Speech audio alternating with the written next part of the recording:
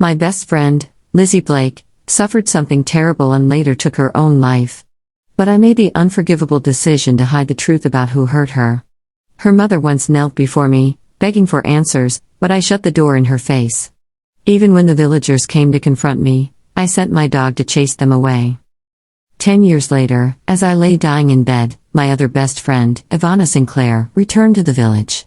She was now the wealthiest woman in the country, and she had come back seeking justice. The first thing she did was drag me onto a public memory trial stage, like the ones used for criminals in ancient times. "Selena," she said coldly, "you heartless monster who shielded a criminal. Lizzie and I were blind to ever call you a friend. She's been gone for 10 years, and you let the truth stay buried. Today, I'll use the memory extractor I created to show everyone who you really protected."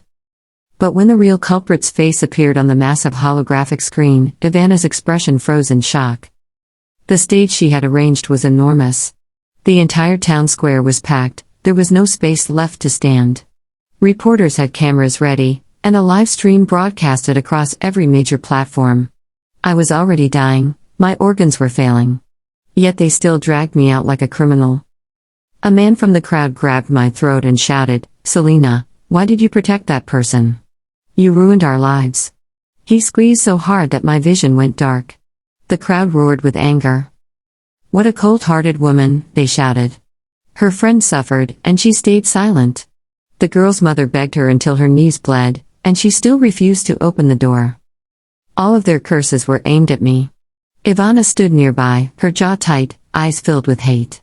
Other than Lizzie's parents, no one despised me more than she did. 10 years ago, Lizzie, Ivana, and I were inseparable. But after that night, everything fell apart. In her note, Lizzie wrote that I saw the man who hurt her. From that day, everyone believed I had protected him, and the truth was, I did. Ivana stood in front of me, voice trembling with rage. "Selena, this is your last chance. Tell us who it was and turn yourself in. If not, once the machine starts, you won't be able to hide anything." I panicked. "Ivana, you can't look into my memories."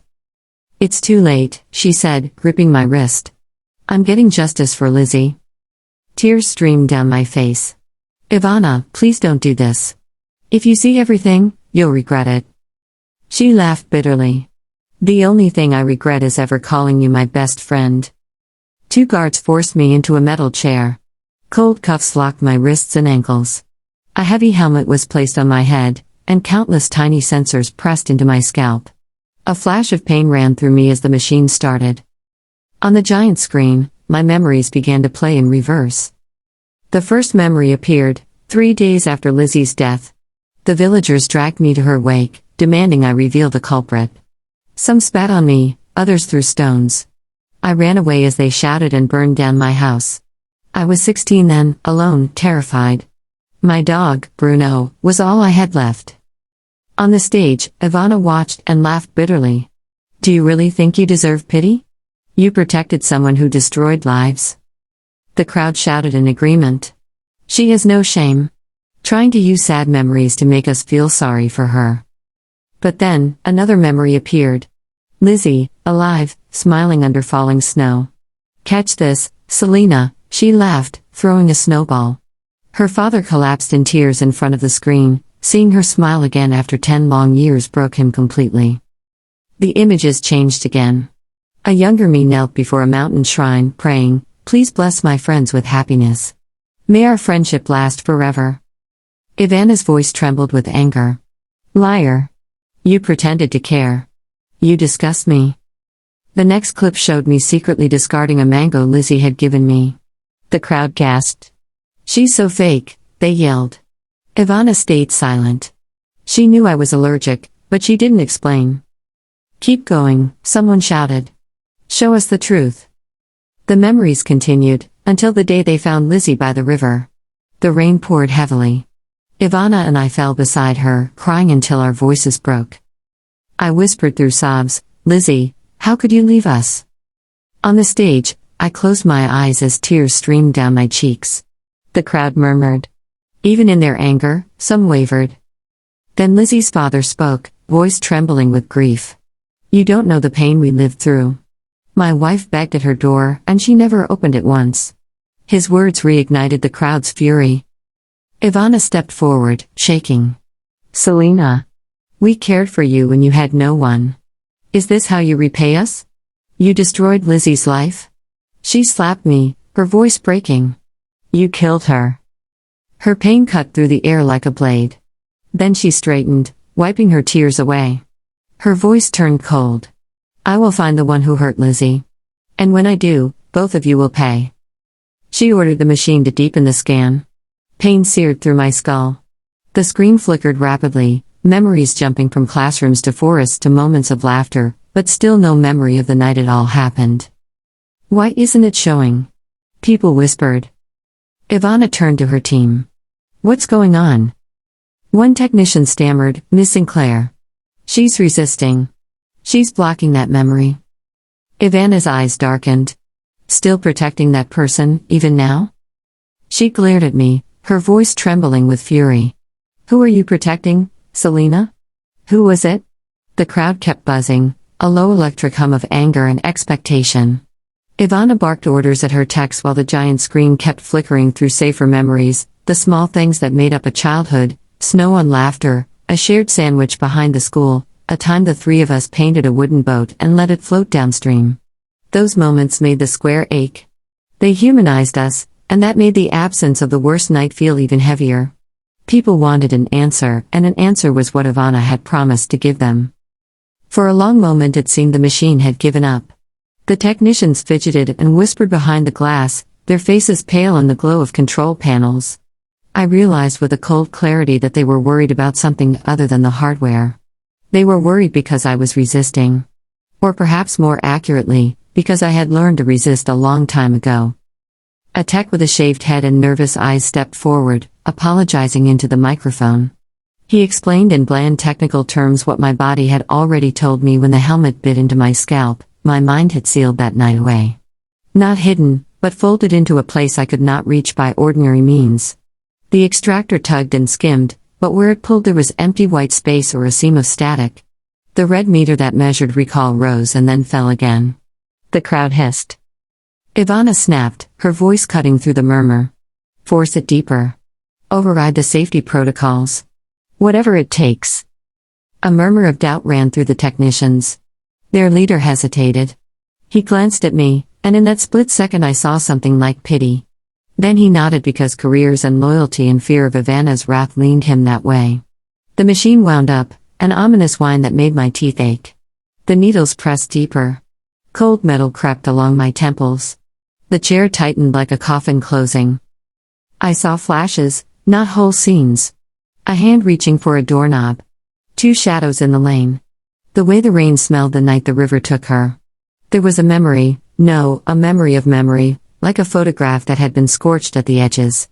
I could feel my chest tightening with the remembered pressure, my lungs refusing to cooperate. It was then, in the smallest corner of my mind, I found the shape of the bargain I had made. I had been 16 and terrified. Not only of the men who prowled the edges of our lives, but of the consequences that came from crossing a certain family. There were names spoken with whisper and quick looks and the kind of respectful fear that made you swallow hard. The man everyone respected had a son who would ruin anyone who spoke against him. My family had been poor and small. If anyone from that household decided to make trouble for us, the damage would be permanent. When you are young and hungry and bruised, a threat becomes a promise of ruin. I remembered the night in shards, the way the lantern in my kitchen had dipped, the footstep outside that did not belong to me, the baritone voice making a joke that was not a joke. I remembered the way he smiled like teeth over the shoulder of someone else, and then the demand that followed. It was not a single act of violence I recalled in detail, nor the type of cruelty that would describe itself plainly. It was the aftermath, the exchange that left me trembling and raw and with a choice. You heard me, he said, leaning close.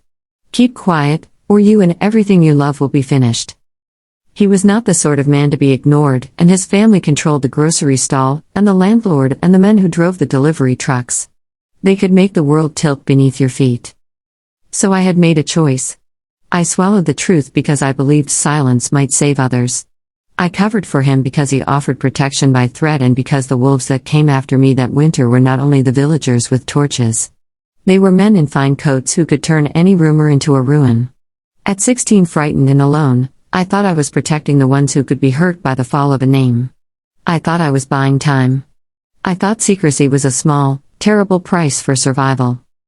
The machine tried to pull that bargain out and lay it bare. It reached the thin place where my memory was stitched to my fear, where shame and logic had been sewn together into a single seam. The needles burned, and the chair rattled. I squeezed my eyes shut until stars bloomed behind my lids. I begged Ivana with the only language I had left, silence. "Please," I mouthed. "Please, Ivana." She did not answer me. Her jaw was a hard line. Her hands trembled, but the tremble was wrapped in a sheath of resolution. On the screen, the technician's voice started to falter and a hush fell most of the square.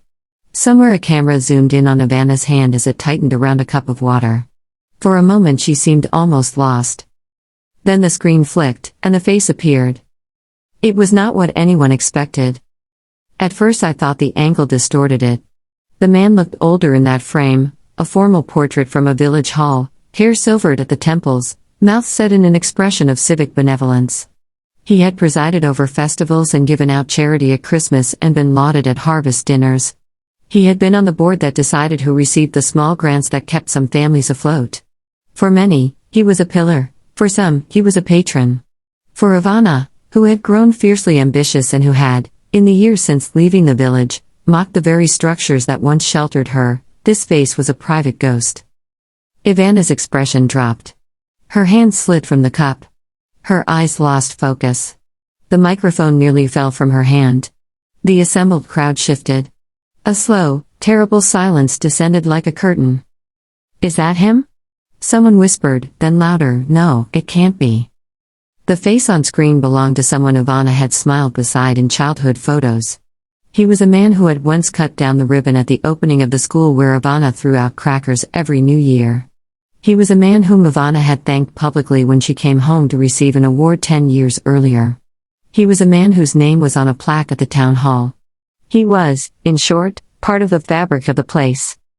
I felt the words escape me without my permission. The memory the machine had finally managed to pull was not a single night framed in naked brutality. It was a ledger of favors and debts, of whispered meetings in back rooms, of threats disguised as advice. It showed the man we had all trusted bending a silvery smile over a private moment. It showed him the night Lizzie had walked by, it showed his shadow in the trees, but it did not show everything in the flat, clean way the crowd wanted. It suggested complicity but also showed the way power had been wielded to keep mouths shut, to shift blame, to create narratives that fit the powerful and crush the powerless. Ivana staggered back as if struck. Her cheeks drained of color. She flung a steadying hand out as if to hold the world in place. For the first time since she had climbed the stage, her voice broke, not with fury but with something close to bewilderment. "No," she said, very small. "No, that can't be." The livestream began to spike with comments. People typed in reckless confidence and vile certainty toward whoever they thought had been protected. The mood in the square trembled between vengeance and disbelief. Some faces showed joy, finally, the answer. Others were stunned, off balance. The man on the screen had given money to so many. He had hosted dinners with Ivana's family when they first struggled. He had been photographed with Ivana at a fundraising table, both of them laughing for the camera. For a woman who had built her fortune on defiance and brilliance, seeing her childhood benefactor implicated in the worst night of her life made something brittle inside her shift and crack. She yelled at the technicians to freeze the frame. Her fingers shook over the controls. She wanted his name. She wanted the narrative to be clean, monster equals punishment. But real lives are messy, and the machine began to cough and throw up alternate angles, pieces of a ledger, a receipt, a note tucked in a pocket, an escort at a dinner, a shadow that might have been him or might have been someone who wore his coat. The more the machine tried to make the night fit into a simple image, the more the truth resisted being pinned down like a specimen. In that moment, I saw Ivana not as the rich, unyielding woman who had returned to collect justice, but as a person who had grown up believing in certain certainties, a child who had been handed up to power like a prize and taught to trust it. She was not the only one stunned. The father of a boy I recognized from school staggered as if punched. A woman who had once been sweet to me in the market looked away, her mouth a thin line.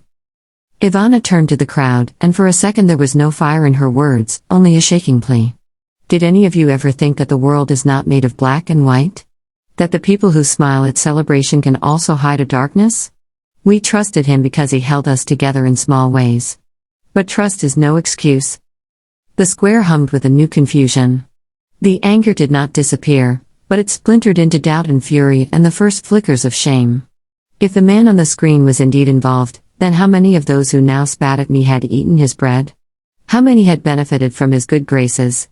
Had they all been so quick to judge when some of their hands were not clean either? Ivana's gaze snapped back to me. There was still fury there.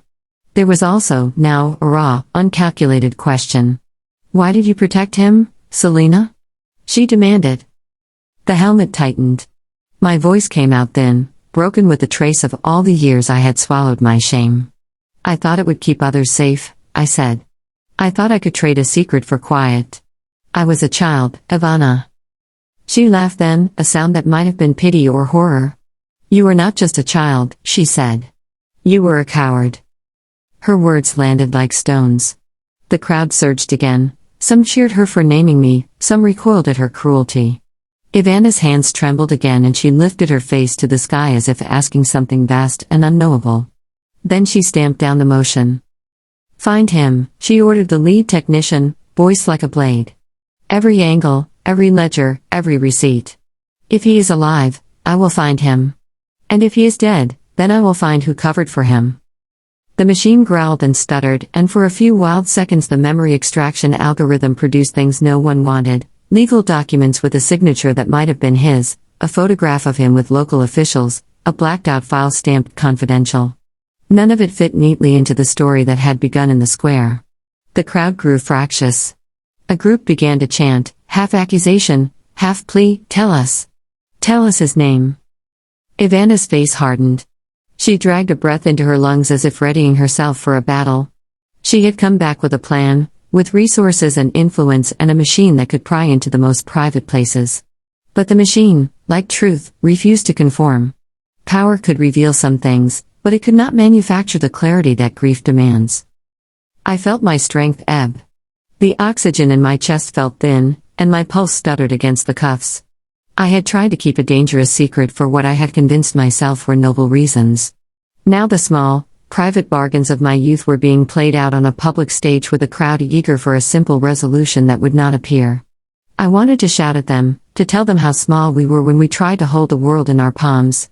I wanted to tell them that sometimes protection is not heroism and that silence is not always salvation. But the chair held me. The helmet hummed.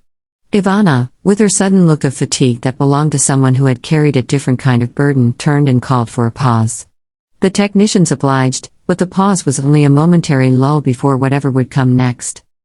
As hands in the crowd lifted their phones and recorded everything, as streamers flashed the frame across continents and the hashtags started to climb, Ivana walked to the edge of the stage and stood before me, so close I could see the tiny lines at the corners of her eyes. She reached for my face, not to touch but to measure what remained of the girl she had once known.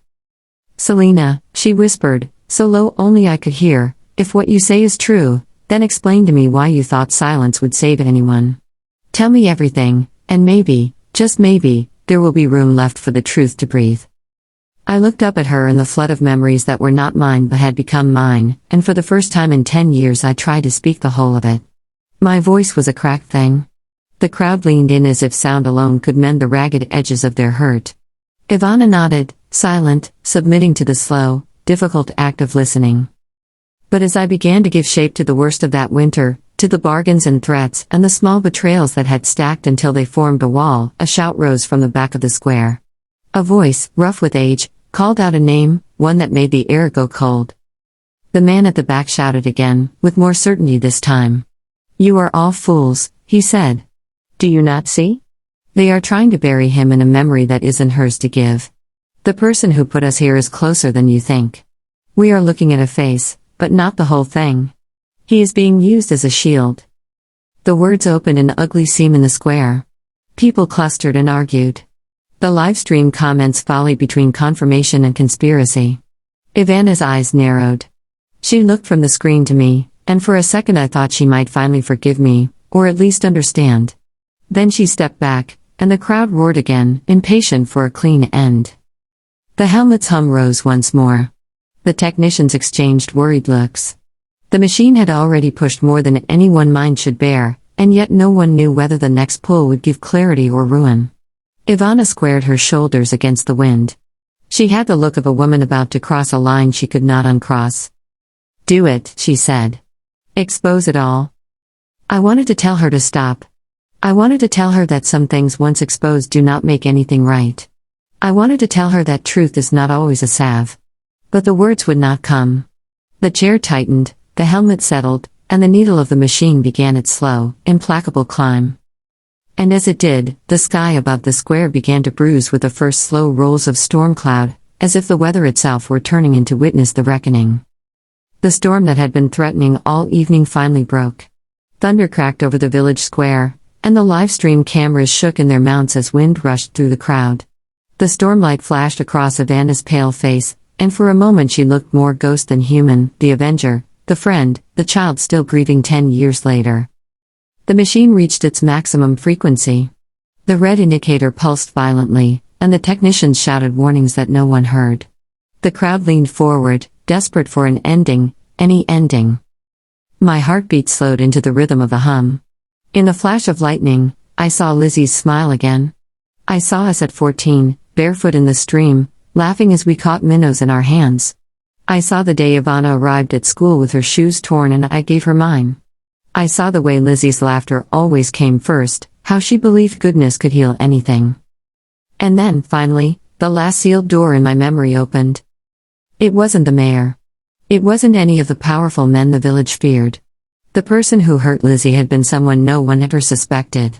Someone the whole village trusted. A teacher. The same man who had encouraged Ivana to apply for her scholarship. The man who praised Lizzie's poems in the town paper. The man who lived next door to me when my parents died and who used to bring me food so I wouldn't starve. He had been kind, too kind. The kind that hides a shadow. That night, Lizzie had run to me, terrified and shaking. I remember her voice breaking as she told me what had happened. I remember holding her, promising that no one would hurt her again. And then, as dawn came, he arrived at my door. He didn't threaten me with violence.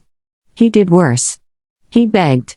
He said he would be destroyed if the truth came out, that his sick wife would die from shame, that Lizzie would be blamed for seducing him because of the way gossip worked in villages like ours. He said if I stayed silent, he'd pay for Lizzie's studies, for my medicine, for our future. And I believed him. I was 16, afraid, and convinced that silence could save someone. But silence only kills slower. On the stage, the images poured out of the machine in a cascade, every word, every tear, every night I spent haunted by that bargain. The crowd saw it all. They saw how I had been manipulated, how my silence was born of fear, not cruelty. They saw that the man everyone admired had built his reputation on stolen innocence. The square fell silent. Then, from the back of the crowd, someone screamed. An elderly woman, the teacher's wife, collapsed into the mud, sobbing. Her son tried to help her up, but she pushed him away, crying that she'd known, that she had always known and never dared to speak. The truth spread through the people like lightning through a dry field. Ivana stared at the screen, speechless. The rain plastered her hair to her face, and her shoulders trembled. She turned toward me, her voice barely more than a whisper. "It wasn't power you protected," she said. "It was guilt." I couldn't answer. My strength was gone, and my breath came in shallow bursts. I felt the warmth of blood trickling from under the helmet, mingling with the rain. "Turn it off," one of the technicians yelled. "Her vitals are collapsing." But Ivana didn't move. Her eyes were locked on mine, full of tears and confusion, and something that looked almost like regret. Then she finally nodded, and the machine powered down with a long, dying sigh. The cuffs released, and I slumped forward. The world tilted sideways, colors fading into gray. I could hear people crying, not for me, but for the ruin of everything they thought they knew. Ivana knelt beside me, her expensive dress sinking into the mud. She held my face with trembling hands. "Why didn't you tell me?" she whispered. "We could have faced it together." I tried to smile, but it came out broken. Because, I murmured, back then, I thought friendship was something you protected with lies. Not truth. Her tears fell onto my cheek, warm even in the cold rain. I wanted justice, she said. But all I found was another kind of pain. The villagers watched in silence as she cradled me. Someone in the crowd shouted that the police were already on their way to the teacher's house. Others cried.